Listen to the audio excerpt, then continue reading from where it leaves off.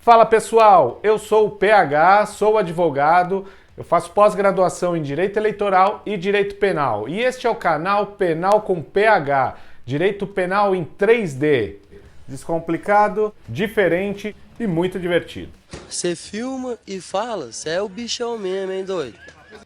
E no episódio de hoje nós vamos abordar um dos elementos da teoria tripartida do crime. Serão 3 episódios e neste primeiro nós vamos abordar então o fato típico penal.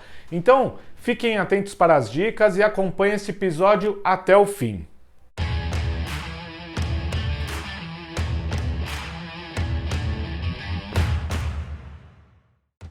E você sabe o que é crime?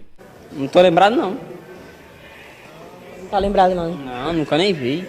A definição legal de crime, segundo o artigo 1º da Lei de Introdução ao Código Penal Brasileiro, diz que considera-se crime a infração penal que a lei comina pena de reclusão ou de detenção, quer isoladamente, quer alternativamente ou cumulativamente com a pena de multa. Só que o que nos interessa hoje é o conceito analítico de crime, que são os pilares do direito penal para definir se um fato é ou não criminoso. Então, deste modo, para que seja considerado crime, deve reunir 3 elementos, que são o fato típico, o fato ilícito ou o antijurídico, e o fato culpável. Sem qualquer um desses elementos, não existe crime. E por isso, para um criminalista, esse é o ponto mais importante para se montar o quebra-cabeça, que é uma defesa técnica.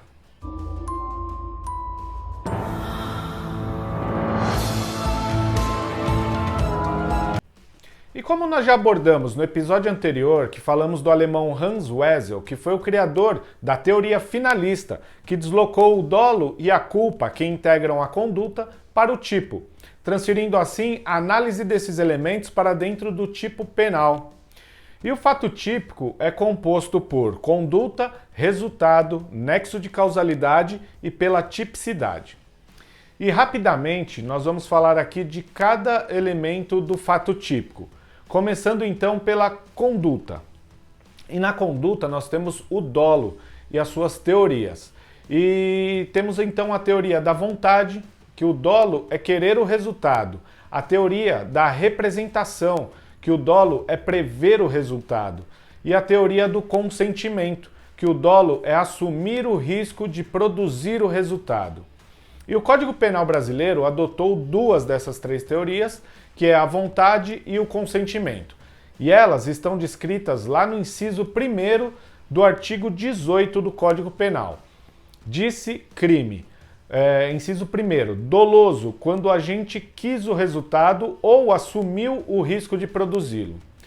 Então, dolo é a vontade livre e a plena consciência do agente de praticar o tipo penal, ou ainda, quem prevê um resultado e assume o risco de produzi-lo. A consciência é a parte intelectual do dolo, ou seja, o indivíduo quer fazer o tipo penal, descreve e tem plena consciência do que está fazendo. Hasta la vista, baby.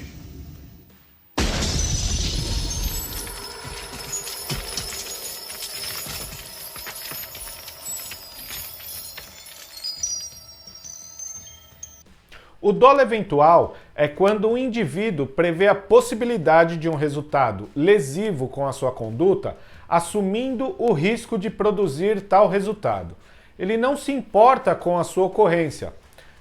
Falta ao agente a vontade direta de praticar o crime, porém há uma consciência do ilícito pelo autor, que aceita e que continua a exercer a sua conduta. Aí, Jim, levanta agora. Vai!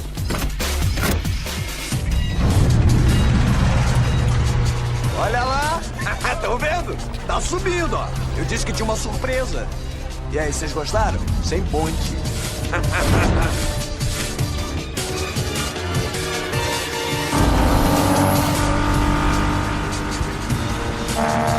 A ponte.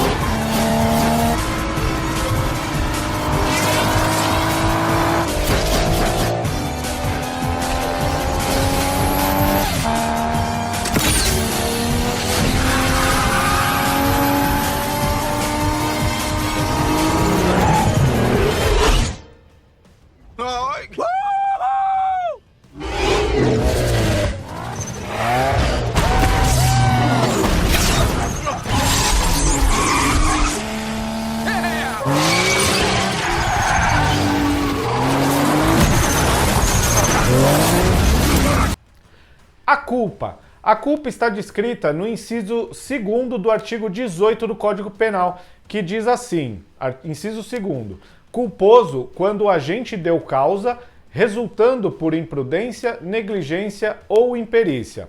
E no crime culposo, o resultado é involuntário. E nessa modalidade é importante lembrar que vale a regra da excepcionalidade, ou seja, deve existir previsão legal expressa para o crime culposo. A culpa é sua, se eu tô aqui jogado no meio da rua. E vamos falar aqui das 3 modalidades da culpa. A imprudência, a primeira dela, é a falta de cuidado de uma forma de precipitação.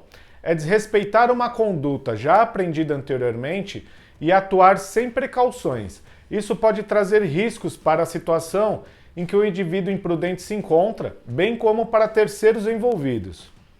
E o exemplo disso é avançar no sinal vermelho no trânsito.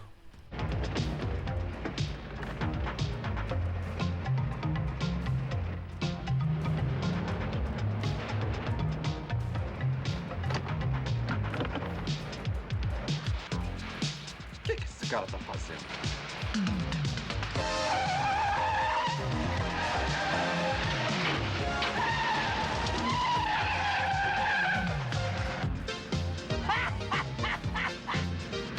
O outro elemento da culpa é a negligência. Negligência é a culpa de quem se omite, é a falta de cuidado antes de começar a agir.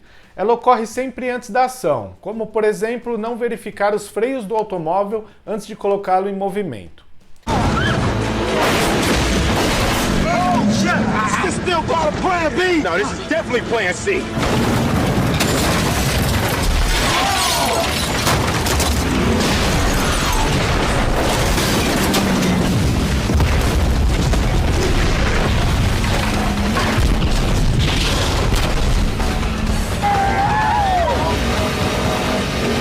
E o último é a imperícia. Imperícia é a falta de habilidade no exercício de uma profissão ou em alguma atividade.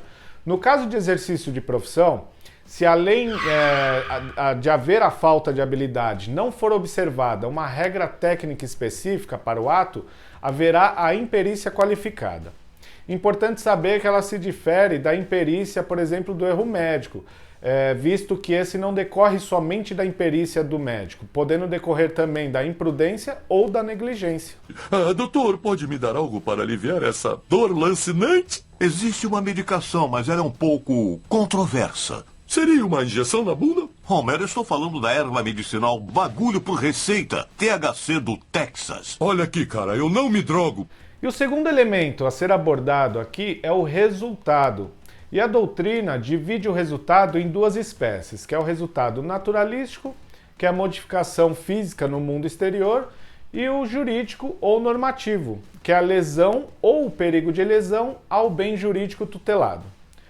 E nos crimes materiais, o resultado naturalístico descrito no tipo é indispensável para a consumação. Exemplo, artigo 121 do Código Penal, matar alguém. Para que haja o resultado, deve existir a consumação do homicídio. Agora eu vou dar uma punhalada na barriga de Chicó. Oxe, na minha não. Mas homem, deixa de moleza, Chicó. Depois eu toco na gaita e você vive de novo. A bexiga, a bexiga. Muito obrigado, eu não quero não, João. Eu já não disse que depois eu toco a gaita. Então vamos fazer o seguinte, você leva a punhalada e eu toco a gaita. Homem, quer saber do que mais? Vamos deixar de conversa. Tome lá! Bexiga. Morra, desgraçado!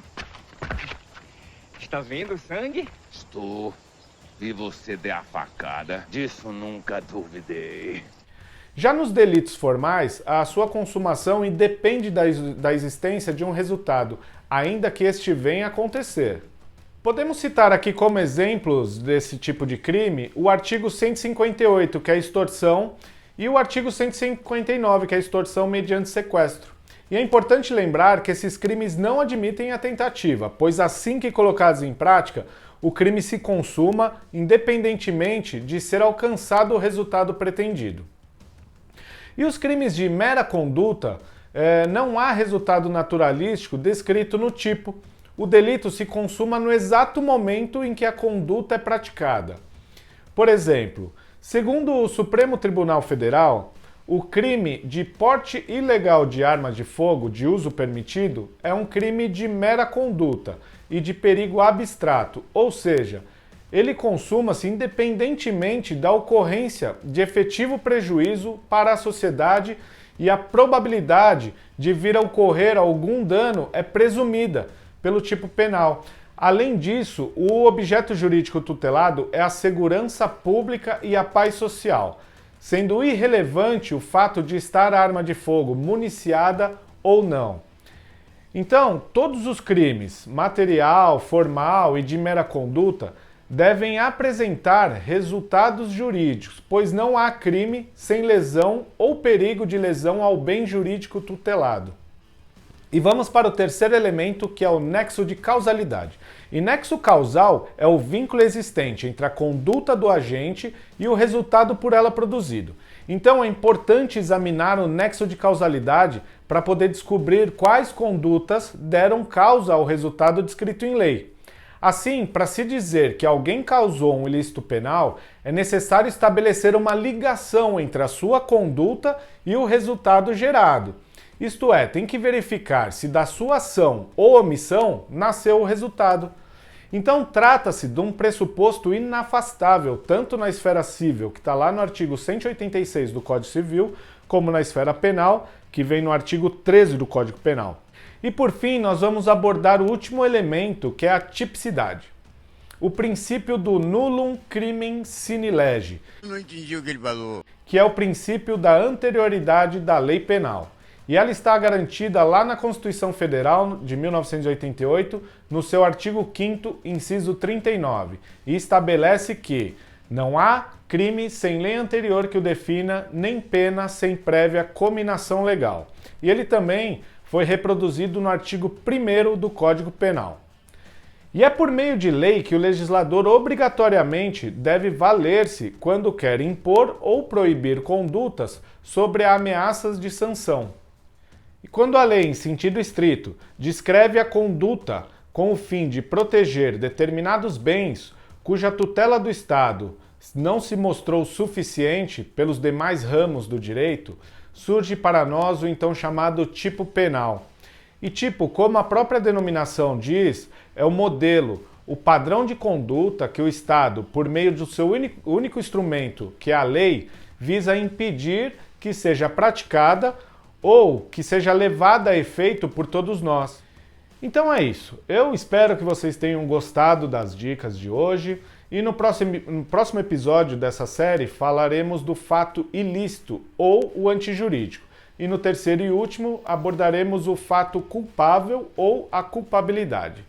E não esqueçam então de seguir o canal Penal com PH, também no YouTube, e agora todos os episódios estarão disponíveis em podcast no SoundCloud, no Spotify e no Deezer, e para vocês poderem ouvir em qualquer lugar e aproveitar as dicas. E eu vou ficando por aqui então, deixo um grande abraço a todos e até o próximo episódio sobre fato ilícito no canal Penal com PH. Valeu!